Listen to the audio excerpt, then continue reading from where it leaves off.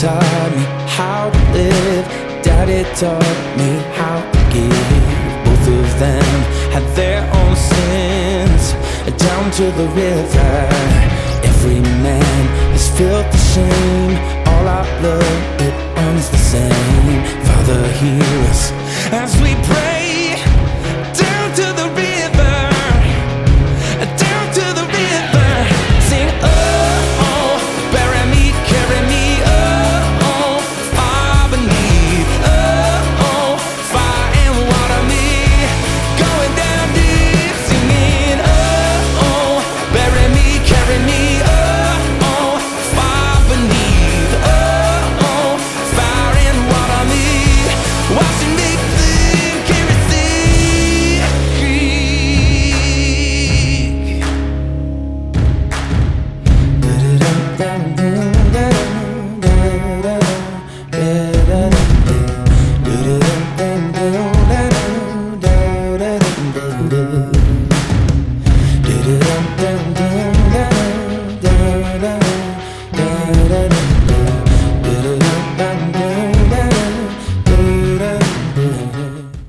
Hi, welcome to the Cryptid Wilderness Research Podcast. I am CWR team member Daniel Becker up here in Anchorage, Alaska, staring into the Arctic abyss. My fellow host, Matt Slater, is off tonight, so I'll be flying solo. Before we get started, big announcement for our CWR team member, William Lunsford. He will be a speaker at the Crossing Realms Conference in Richmond, Missouri on September 19th and 20th at the Ray County Museum. And of course, this is hosted by our friends at the Blondes and Booze Paranormal Podcast. I'm going to try to make it down there myself. Hopefully I can, but highly encourage you to go and check out William Lunsford. He's got a great story, great experiences in his research and great encounters to hear about. So highly encourage you to go. And also our friends at Blondes and Booze, wonderful ladies. And this will be a conference that you will remember. I promise you that. So check them out in Richmond, Missouri on September 19th and 20th. Joining us tonight from the Midwest Mythos Podcast, Ryley Watson. So let's bring him in. How are you doing, Ryley? Doing great. How are you doing this evening? Good. Thank you for taking the time to be with us. We really appreciate it. And you are down in the Indiana, Michigan corridor area, right? Yes, sir. All right. Lots of activity there in Michigan, especially. I don't know too much about the Indiana part. Honestly, I haven't heard much about Indiana. So you can educate me on that as we go along. So let's get started by tell us about yourself. Tell us about how you got into cryptids and you got launched into your podcast. All right. So, like I said, I'm a host of Midwest Mythos. It's kind of been a journey getting into this stuff, lifelong.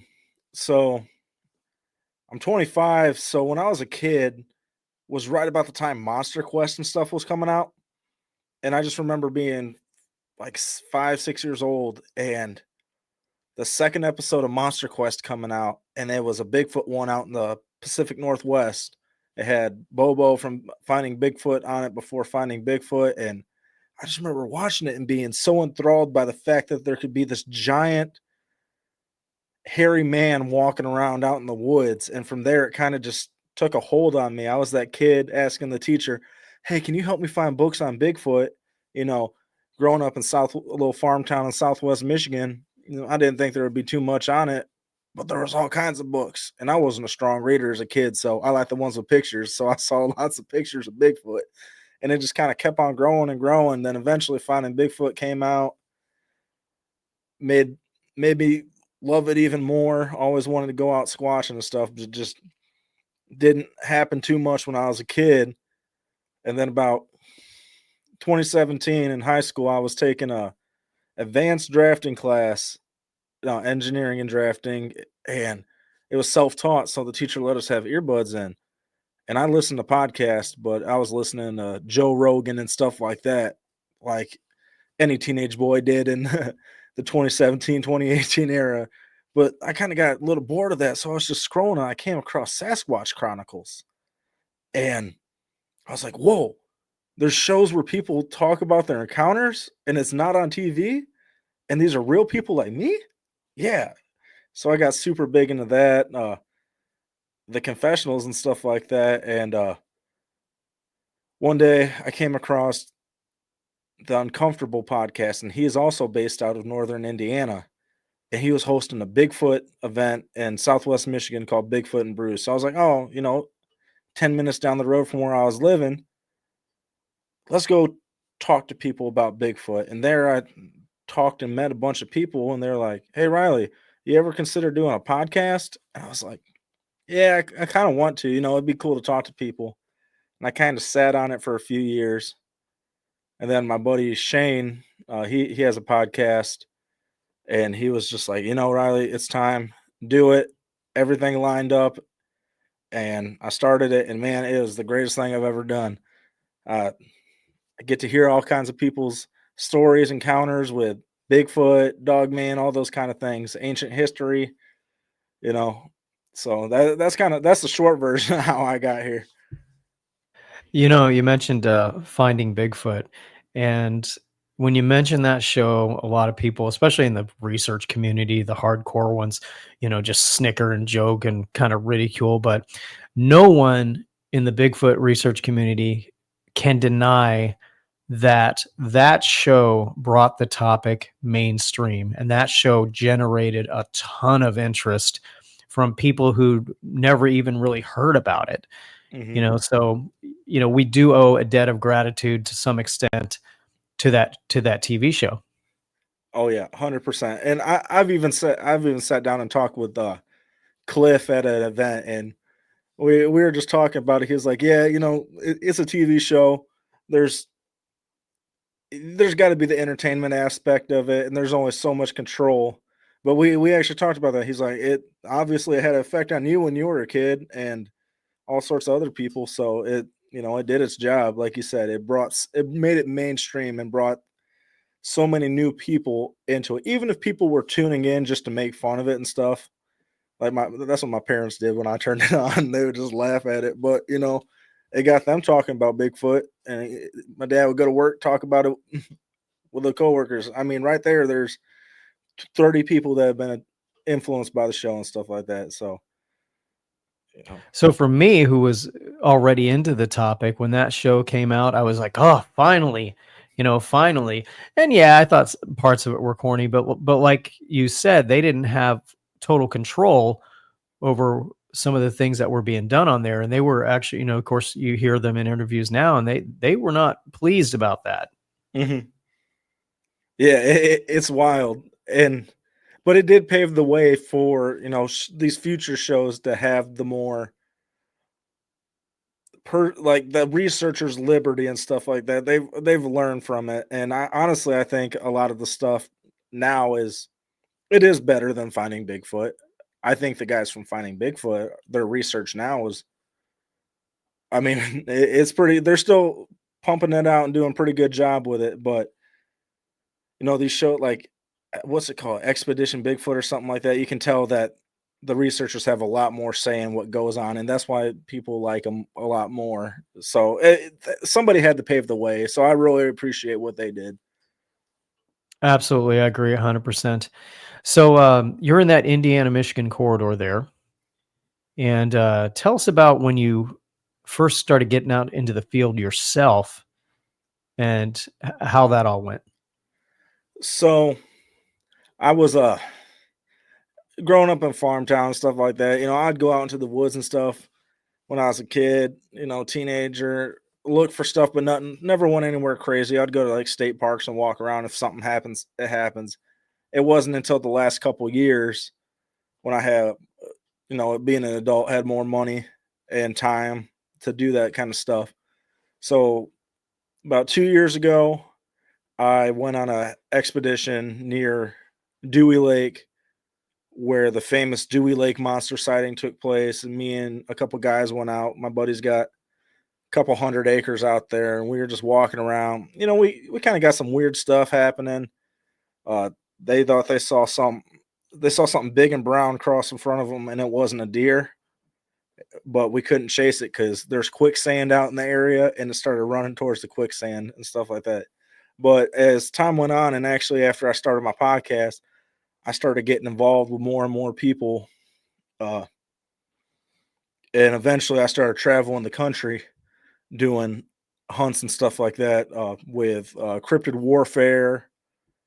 I now I go out with a team and we go different places throughout the country and hunt different types of cryptids and stuff like that. But up in Michigan, I've lived up in the UP as well and did some hikes out there.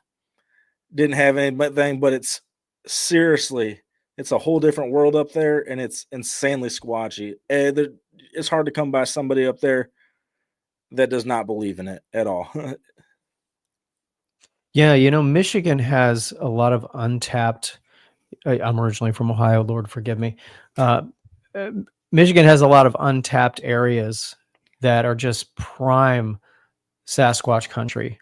And you mentioned the UP, and I've been up there near Escanaba and some other areas, but recently in May of 2025, they had a sighting over on the other side of the state in Monroe County, and I'm very, very familiar with that area, as you are.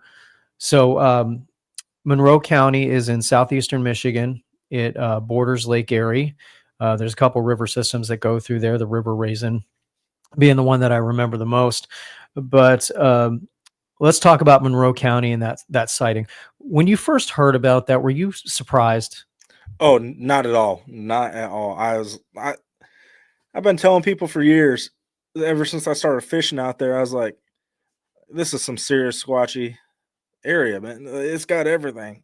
People don't think it because, uh, you know, they got the power plants, they got the steel mills and everything up by Detroit. It's very industrialized, but once you get out of the industrialized, like urbanized area, it's nothing but fields, swamps, and forest. So when I heard about where that sighting took place over by the River Raisin, I was like, yeah, I've been out I was able to get a boat out in some like tiny little creeks that opened up into these big old areas that probably not many people set foot in. I'm like, a squatch could definitely live here. It could survive. There's plenty of there's plenty of game out there. The fishing's crazy out there to the point where they got white bass just shooting out the water. So yeah. Yeah, and for those who may not know, that Lake Erie Detroit River mouth right there is a big walleye spawning ground, isn't it? Yeah, yeah, it's one of the biggest in the world, if not the biggest. Yeah, I wasn't surprised myself to hear about that report, and all the times I've been down there. um, I don't know how many times I've gone to the River Raisin battlefield, off I-75 there, and all those metro parks and Lake Erie metro parks and on in, to around the Huron River and Wayne County, Monroe County. I had always suspected activity there. Didn't really have an opportunity to investigate as much as I wanted to. Maybe on this next trip I will. Actually, on this next trip, I definitely will, since I'll have a little bit more time. And but I was not surprised in the least to hear that there was a sighting of that level. Yeah, well, even if you go just a little bit farther south, going towards more the Ohio border, like in more inland towards the center, once you get down by like Adrian and Morenci and all those kind of areas out there, it's nothing but 1,000+ acre farms, woods, and stuff like that. There's livestock just roaming around. They got so much space. A lot of them don't even necessarily cage up and build fences around a lot of the stuff. So there's all kinds of food, and there's not, you think being 40 minutes by Detroit, there'd be a lot of people. There's hardly any people out there. And the people out there, they don't like to really, unless it's hunting season, they really don't leave their little area. They're not going out and exploring in the woods. They're tending to their farms and stuff like that. So to me, that's prime Squatch territory. There's a lot of people that believe that there is Bigfoot activity very close to the edges of Detroit as well. I know one of our friends in the network up there with the Michigan Aboriginal Project is a strong believer that there is cryptid activity in those watersheds around the Detroit River and in the northern suburbs of Detroit. And so if you ever get a chance to check out his podcast, then we highly encourage you to do that. So as I mentioned, that Michigan area is a lot of untapped Squatch country. Did you ever have any experiences up there? Um, Not on that side of the state. No. On the other side, the west side of the state, I've had I don't know. Besides that thing that kind of crossed in front of the group, I've heard some. I don't even know if I want to put it necessarily as like a Sasquatch, but on the property me and my buddy used to live on, we had this strange encounter. He heard this really weird scream out in the woods in the middle of the night. He was sitting out by a fire, and he comes running in, and he's not big into the cryptid kind of thing. So the first thing he does is, I'm gonna say the name. I I'm not worried. I know some people say you're not supposed to, but he's like, Ryley, come on, get out, get your gun, get up. And I'm like, why? He's like, Skinwalker outside right now in the woods. And I'm like, oh, what you mean? He's like, I heard this really weird scream, never heard it before. And this dude's big hunter. He knows sound of everything that makes out in the woods in Southwest Michigan. He knows it all. And so we run outside and stuff. It's, 2 in the morning, pitch dark outside. It's foggy. Well, we kick open the back gate that leads up into this straight 10 acres. And past that 10 acres is swamps and stuff like that, farmland. And we got our pieces, and we're just kind of shining. And all of a sudden, there's this stump that's about 4 foot tall. I see blue eye shine peeking right up over it. And my buddy, he points his flashlight there, and we're looking at this thing, and it's just peeking over it. And we're like kind of scanning. We leave it there and scan everything around. And we come back to it, and it's up and gone. Well, I start scanning to the left, and all of a sudden I can't like make it out because the fog and it's super dark, but I can still see the eyes, and it's like 6'4", just walking across the marsh in the back. And I'm just staring. I'm like, I don't know what that was. Now I've had some people in the area, because there's some researchers in the area. Nobody like big, well-known people, but local researchers and stuff I've talked to, and they're just like, that could be Sasquatch. I've had other people say, because there's a lot of sightings of like dogmen in the area, maybe it was something like that, or it could be something either. But I mean, the area is only, it's pretty close to Dewey Lake, where, like I said earlier, one of the biggest, not well known, but it used to be nationally known, Sasquatch sightings took place. Like, not pretty close. So it could have been one. I lean maybe a little bit more towards Sasquatch than something else, but if it was one, it was a tiny one.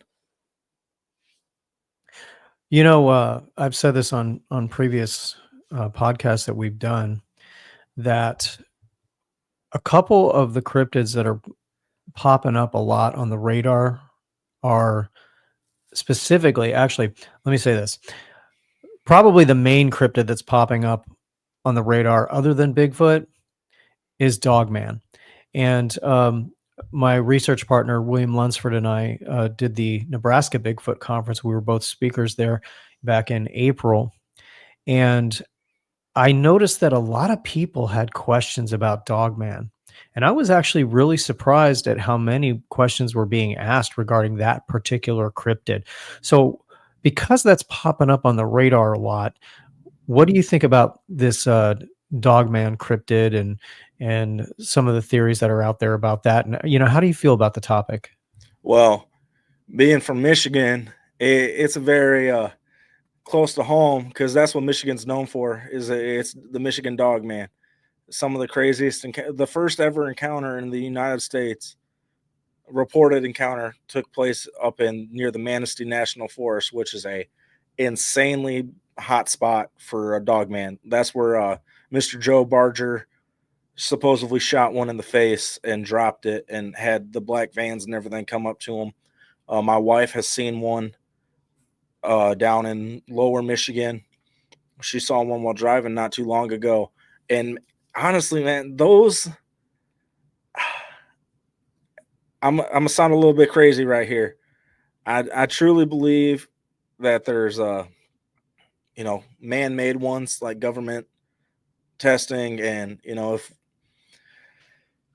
if you go back in time to Europe and stuff like that, there's the whole cynocephaly, dog-headed men kind of stuff. Marco Polo, Saint Christopher being a dog-headed man, kind of stuff like that. So I think there is either like a spiritual hybrid kind of thing going on, but I lead towards those things are like almost evil spirit kind. They're not good in any way, and to me, I can't make sense in my head that they're just another species that is out there. Like I could with Sasquatch. I can go any way with Sasquatch, and I believe there's multiple different types of that. We can get into that in a little bit, but Dogman, there's nothing about it that seems natural, and there's nothing about it that seems good in any which way, So I lead towards it's more like spiritual or like ritual kind of thing like that. But it's real big in Michigan, man. I was actually at a stoplight. I think it was the summer before last here in Anchorage. And sometimes I keep the podcast logo magnet on the side door, especially when I'm out, doing research or going down the highway, and usually, the reason I do it is because people will see it and it generates conversation. Sometimes it generates ridicule, but that kind of goes with the flow when you're a cryptid researcher. Yeah. You just got to kind of, yeah. But I was at a stoplight, and there was a couple in the vehicle next to me, and they had seen the logo on the side of the vehicle, and they yelled over to me, "Have you ever heard of any dogman sightings in Michigan?" And that kind of caught me off guard. And it turns out they were from Michigan. And I told them I had, I just hadn't had any myself.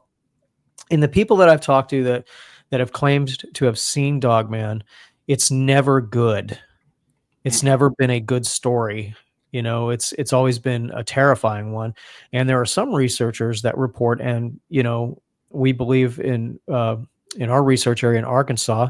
When I say our, William Lunsford and Stephen Hill are our partners down there. In our research area, we think we might have seen them together, actually, and some other researchers have reported that as well. But have you heard about that at all? The Sasquatch and Dogman being together kind of? Yeah. Yes, actually. It's very common. I hear a lot more of it down south, actually. I haven't heard, I can't recall hearing a story of it happening up north, but it seems like down south it's more common. I've had some friends talk about how they've had sightings in like the same day or within like the same week of both of them, just like hanging out in the same area. My good buddy Harley Owens from Bigfoot Reports and Data, one of his research areas, he has both of them in the same area, and if I'm putting words in his mouth, I'm sorry, but from what I get from our conversations is that there's like a territorial war going on between them in like Appalachia and stuff like that, more down south. But then you get stories of them like the Bigfoot's Sasquatch is like the master, and they're like they're their dogs, kind of, so it goes back and forth, but I have heard a lot of stories of them actually, working together, but I've also heard just as many of them fighting. So I don't have I guess I really don't have a direct answer for that besides that. It's a very interesting topic. And honestly, until I started doing the research in Arkansas with my partners down there, I really didn't give much thought to Dogman and wasn't really interested in it. Didn't really, I can honestly say, didn't really believe in it. But we started finding tracks that were very canine like, that were very large. And we started getting things on the hidden cameras that we have. I mean, we were talking before the show, and we say the cryptids are crafty, so you have to be crafty too. I mean, we have cameras on trees, in trees, under trees, in brush piles, from all different. And our cameras started picking up things that we just couldn't explain. You know, camera shots that would be at 2 a.m, and late at night, of canine like creatures, and things that we just could not explain. So it wasn't until doing my research down there that I really started to get on board with the Dogman phenomenon. And since then we've heard a lot of accounts, and like I mentioned at the Bigfoot conference in Nebraska, people had a lot of questions about that, and so that was pretty fascinating. So in your research, have you heard some pretty good vocalizations in your research areas? Uh, Not well. Besides the property I lived at, I heard some stuff. It could have been squash, but it could have been something else. But on one of my investigations down in Tennessee, I know I came here to talk about Michigan stuff, but the craziest No, stuff. let's go to Tennessee. It's a great place. All right, so down in Tennessee, so I got to give two plugs for this. I was invited by Cryptid Warfare and Bigfoot Reports and Data to join them on a expedition out in an undisclosed location. I couldn't even tell you where it's at. It was GPS location coordinates uh, in the Appalachian Mountains. And when we were out there, it was weird being from the Midwest. I got cornfields, I got forests, but I'm not very familiar with mountains. And so we get out to our spot. It instantly just feels really, really weird for me. Like I just get this real big, super uneasy kind of feeling. And first thing I do out there, I take the anointing oil and I start praying around our camp, putting a perimeter. And that probably ties into some of the stuff that happened. But the first night we had two teams break off, and then we had base camp in between the two teams. So the two teams go out. I stay at base camp because I'm not from the mountains. I did not go out hiking during the day. I was sleeping because it was a long drive for me to get down there. So I stayed at base camp thinking, oh, I'm going to be safe here. Well, we had a bunch of weird stuff kind of happening, but then all of a sudden, during it, we heard, me and the two other dudes at base camp heard an owl going off. And it's, whoo, whoo. And then we heard a response. It was, whoo, whoo, whoo. And we're like freaking out because it's booming. It is loud. And we're like, that ain't no owl. I got audio recording of it. I got to put it in a special software and separate it and enhance that part of the audio. But I got it, and you can, if you listen if you got like studio headphones or something like that, you can hear it. But that was like the weirdest noise I've ever heard in my entire life. And throughout the trip, we kept on hearing animal calls, but they didn't sound like the animal that was supposed to be making the call. One of our partners down there in Arkansas, Stephen Hill, is our audio guy, and I got to hand it to those Bigfoot researchers, cryptid researchers that are the audio guys and gals, because that takes a heck of a lot of commitment, a heck of a lot of time going through those recordings, sometimes to only hear a second or two of a vocalization. And being out in our research areas in Arkansas, Ground Zero, and hearing the whoops, and I remember the first time I heard a Bigfoot scream. It was actually in the middle of the day, surprisingly. A lot of people think it's going to be at 2 a.m., but mine actually happened in the middle of the day down there. And I remember the first time on my first trip to Arkansas when I heard something scream in the woods. I thought for sure it was a Bigfoot, but my partner's like, "That's not a Bigfoot. What you're hearing is a fox." I wasn't familiar with the fox screams, and so one of the first things they had to teach me were the sounds of the forest. Learning to identify what animals were making what sounds and stuff, and what's an owl, what's a fox, and because the forest down there was a lot louder than the forest up here in Alaska. Up here in Alaska, the forest is very quiet, but down there it's very loud. So, yeah, those vocalizations that I heard down there in Arkansas were pretty fascinating. And so Tennessee, that's on my list, to get down there and do some research there. Obviously, we know the late Scott Carpenter, did some research down there. Did you have a chance to go to any of those areas near where he was? I have been out in the area where kind of near where he was, the general, like, when I say general area, I mean within like 50 miles, 25, anywhere within that range. And it was definitely some prime territory. I was with a big group of people, and we were just hanging out, hiking and stuff like that. And we had some kind of stuff, but nothing crazy. It was middle of the day. But the place where we heard the owls and stuff, we also had, there was a time out there before we had a bunch of activity happen where we were just completely dark, middle of the woods. You can't even see your hand in front of your face, and it's just dead silent. And we heard some whoops out in the distance, and that was pretty wild.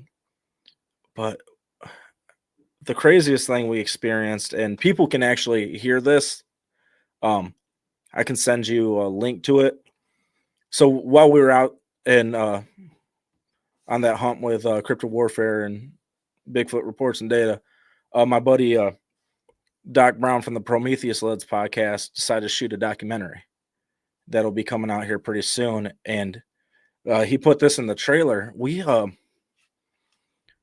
this. We were at base camp. We just got done having a bunch of experiences, and we hear this, "Ooh, ooh, ooh," and it happens like 6 times, and it's maybe 25 yards away from our base camp.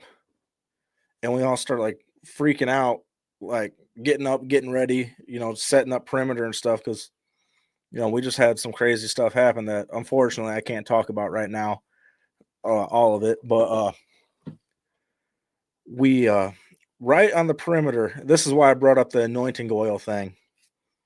Right on the perimeter, as far out as I went up, we heard a it's 3:30, it's like 3:30 in the morning. There ain't no other people besides our crew out there, and we're all sitting in front of the camera, like surrounded in chairs. So ain't nobody over there. But right on the perimeter of where I put the anointing oil, we got, after hearing those noises, we got a super loud whistle. And you can hear it in this video. And it was the weirdest sound of whistle ever. I've never heard such a powerful whistle in my entire life. Yeah, that's awesome. That's awesome. one of the things that a lot of people claim to have done, especially those with Bigfoot on their personal property, is they set up these gifting sites. So you've heard about the gifting sites, Mhm. and opinions really vary on that. Some people are all for it. They feel like it's a good way to build a relationship with the Sasquatch, and some of them get real extreme with it to almost where it's seeing Sasquatch as some kind of deity, Mhm. and others, yeah, they're not too keen on the idea. But what's your position on gifting? What do you think about that? Me personally, it's a no-go. Just from my personal experiences with them, and I think, like I said, I think there's multiple different types. I think there is the flesh and blood, but then I think there's something out there that's either imitating them or is a very, very similar creature. And you know, I I think those are not good. I think they come from I think they come from bad blood. And you know, I'm a Christian man. I'm very against idols, and I believe that gifting, like you said, you're almost worshiping them like a deity. That to me, gifting is idolization, and I my encounter with them it was a very, very unpleasant encounter. It wasn't just like um I'm gonna I just see one and that's it. It goes on its merry way. I thought I was gonna die, and I just felt evil. I had malice from these things. So you know, I think that when you are gifting, it is idolization, and that's not something you should do at all. And even you if you don't believe in that kind of stuff, that's fine. You don't feed wild animals. If you believe it's flesh and blood, you don't feed wild animals, or else they come and they get angry. You start feeding bears. Oh, and then all of a sudden, intentionally or unintentionally, you take it away. They get mad. They get angry. They start destroying all your stuff. So I think it's just better off you don't do it at all. I get the curiosity and stuff like that, but you don't know what you're messing with. You know, if yeah. Yeah, I can definitely understand that position. Um, Another thing that a lot of researchers experience, and my partners and I had to actually come up with a term for it because it's talked about a lot in cryptid research circles, and we call it cryptid electronic interference. We call it CEI for short. Mhm. And for those of you who may not know what CEI is, it is a phenomenon where electronic equipment such as recorders and cameras and drones are seem to be affected, and batteries seem to be affected when cryptids are in close proximity to those devices. Has that ever happened to you when you've been out, and have you heard a lot about that? Yes, actually, going back the same trip in Tennessee. When I say this was the wildest weekend of my entire life, I mean it. And I can't wait for the day like I can fully talk about it. Right now, I can only say certain things, and luckily, this is one of the things I can talk about. Is Well, while we were out there, like I said, it's pitch dark. You can't even see in front of your face, and we didn't want to be out there with a bunch of lights, you know. So we had thermal imagers, and one of the main one that we used was very, very expensive. And high quality, great battery life, everything. They even bought brand new batteries for the occasion. And we're sitting out there, and when some of the activity starts picking up, like I'm talking, I hear things stepping right around me in pitch darkness. All of a sudden, the thermal, boom, goes from almost full battery down to like 10%, and stuff like that. There started being glitches in it, like some stuff that may have been seen while recording, like you can see it when you go through and you're scanning the footage and stuff like that, where we thought maybe we saw something on it, like it was a hot spot or something like that, no longer there.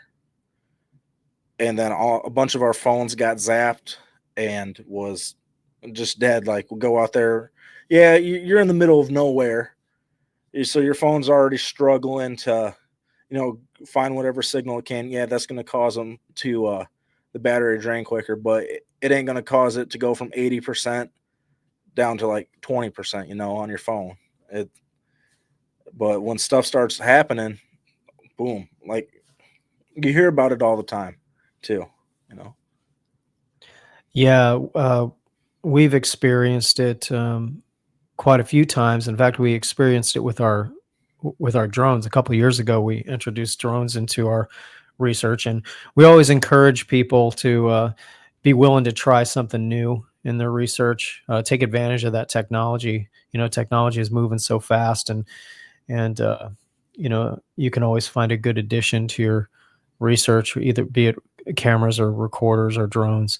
So we had a couple of DJI drones, which are more on the higher end. And the first drone went up and over our research area, and this is our research area we call Ground Zero. The first drone went up and started experiencing problems, and it wasn't recording all the video that it said it was recording. So, I landed that drone and took a look at it, and most of the recordings that I had taken were gone, or they just weren't there. Mm-hmm. And it was experiencing other issues. I thought, well, it could be something going on with the unit. So I put that drone aside, and then we sent up the second one, which was actually the next model drone up, from that one. I sent that out over the same part of our research area, and sure enough, that drone started experiencing the similar problems with the recording and the photography, and having glitches. And I thought, and our research area is isolated enough to where, as researchers, you always got to be your first skeptic. You always have to go through your list and mark off the list of what other possibilities could exist there, and we were far enough out where things like Wi-Fi signals and radio signals wouldn't really be a factor, so we brought that second drone back, and sure enough, same issues, and they worked totally fine when I had used them several days prior to that up in Alaska. Totally fine. I took them as carry-on with me, so they weren't crunched in my check bags or anything when I went back down to Arkansas. But both of them, now one drone failing, yeah, maybe, but two DJI ones on the higher end, both of them having the same problems, same glitches, same failures. That is highly remote. Highly a remote possibility. So, and that's in addition to the stuff we've experienced with our cameras, our tree cams, and audio stuff down there. But yeah, so we finally had to come up with a term for it. So we called it CEI, Cryptid Electronic Interference, and we've had some adventures. So, in all the people that you've talked to, and the people that you've interviewed. And we'll talk specifically about Bigfoot, for example. What are some of the similarities that you've heard in the stories that you've come across? Well, besides, the generic, most of the people that I've talked to, they've experienced peekers, which I call Sasquatch that hide behind the trees and just stick their head out. Just enough to where you can see that little cone and the eyes and maybe a nose or something like that. Besides that, there's always something else happening with them, whether it be lights in the sky or electronic interference, or a lot of the time, a few days after they have these encounters, they get really sick. For some reason, that just comes up a lot. Yeah, the infrasound stories that we have heard have been been pretty dramatic and in some cases very severe. Mm-hmm. And fortunately, I have not experienced it myself, but my partners have. You don't want And to. yeah, I do believe in that. I do think that's a thing. I mean, some animals can do it, and yeah, I'm fortunate to not have experienced that. So, excuse me. So there are a lot of theories out there about what a Bigfoot could be. And, your platform and our platform are safe platforms where people can express their views and thoughts and opinions without criticism and without judgment. And because we all know how nasty people can get if you express a theory that they don't agree with. I mean, some people just take it just way too far and they say mean and awful things, and just because simply they don't agree with the theory that was presented. So that being said, and both of our podcasts being safe platforms, in regards to Bigfoot, what do you think a Bigfoot is? So, as I mentioned earlier, I touched base on it. I truly believe there is different types. I don't think it's all everything that everybody's experiencing is the exact same creature. I tend to believe more that towards the Pacific Northwest, Alaska, Canada, all that kind of stuff, that they are actually, ape-like gigantic, like not necessarily gigantopithecus, but flesh and blood creatures and stuff like that. But then once you get down south and you get more into like the mountains and stuff like that, you don't really hear too many encounters of them acting normal, like normal creatures. And that's where I start to believe in, the like Sons of Cain, just Nephilim kind of route, that they're not right, and they are of this earth. They're more of this earth than we are. I guess one way that I have described it as, so we are creations of God. We are made in God's image. We are mortal vessels with the Spirit of God living in us. I believe that these things are mortal vessels with the Spirit not of God inhabiting them.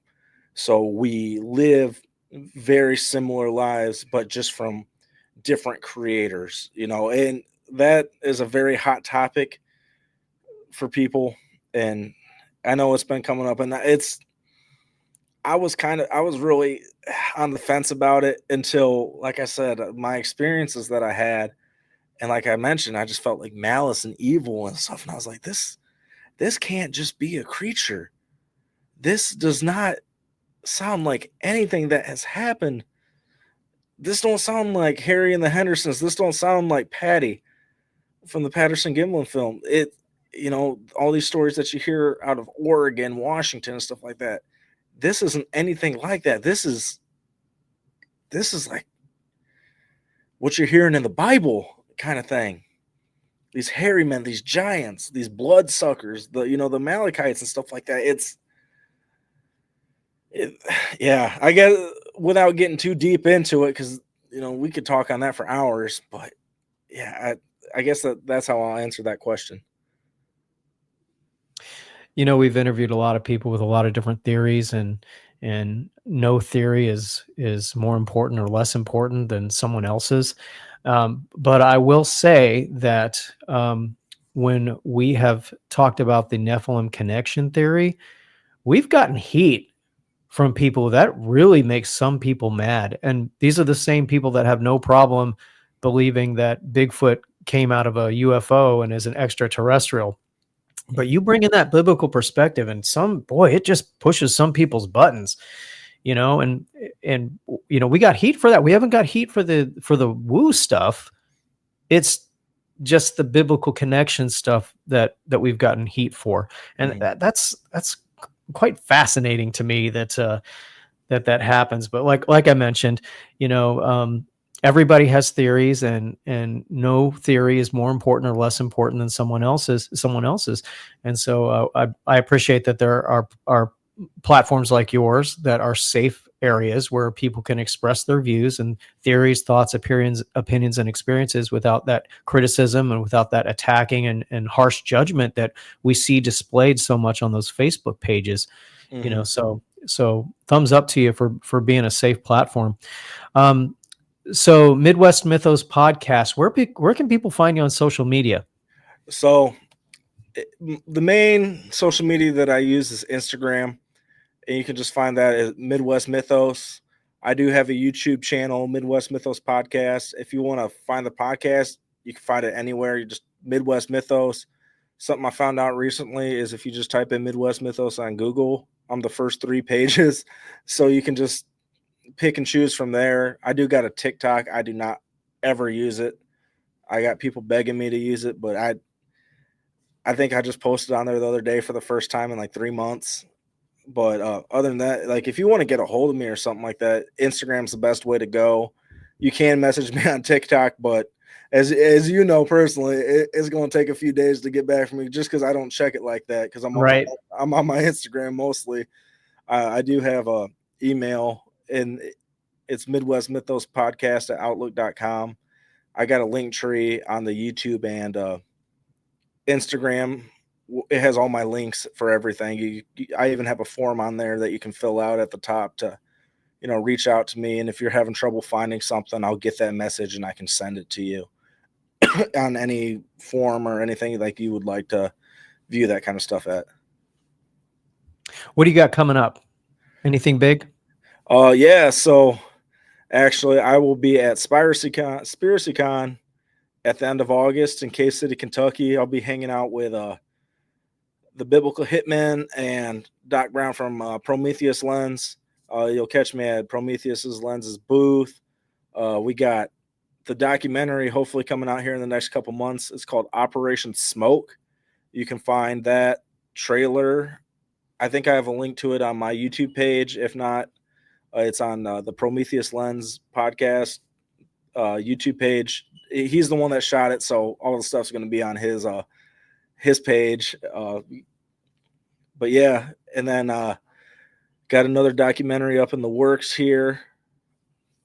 Can't say where we're going or anything like that. This one's a lot more professional than the last one. And yeah, and I plan on doing some like short YouTube videos. I'm going squatching here next weekend, just me out in the woods kind of thing. If something happens, it happens. If not, you're just going to see videos of me out in the woods, kind of deal. But other than that, yeah, those are the things I got going on coming up. Excellent. Well, we really want to keep in touch with you and get you back for a part 2, and especially when all your projects come out, and get you on and talk about that. Before we sign off, I do need to say a thank you to those who sent text messages to me after the big earthquake that just occurred off of Russia, and Alaska, had tsunami warnings, and ended up getting a lot of texts from people asking if I was okay and all that. Yes, fortunately there was no damage in Alaska, and it was a very minimal impact over here. But as you know, Alaska is in the ring of fire, so earthquakes and tsunamis is a part of life up here. And so I just want to say thank you to those who sent text messages asking me about my well-being in regards to the tsunami, the tsunami warnings this past week. So thank you very much. So Ryley Watson from the Midwest Mythos Podcast, thank you so much for being with us. Thanks. I know we jumped around all over the place, but thanks for the fellowship and the good conversation. And we look forward to having you back again. Hopefully my partner, Matt, will be with us next time. And yeah, thanks for coming on and sharing. Hey, thanks for having me. This was a blast, and God bless you, brother. And thank you for letting me hop on your platform and speak. This was a lot of fun, and I'm really looking forward to the next time. It'll be great. So for Ryley Watson from the Midwest Mythos Podcast, for myself, Daniel Becker, up here in Anchorage, Alaska, staring into the Arctic abyss, and those of our friends who are in the Cryptid Wilderness Research Network, thank you for joining us, and we will see you next week.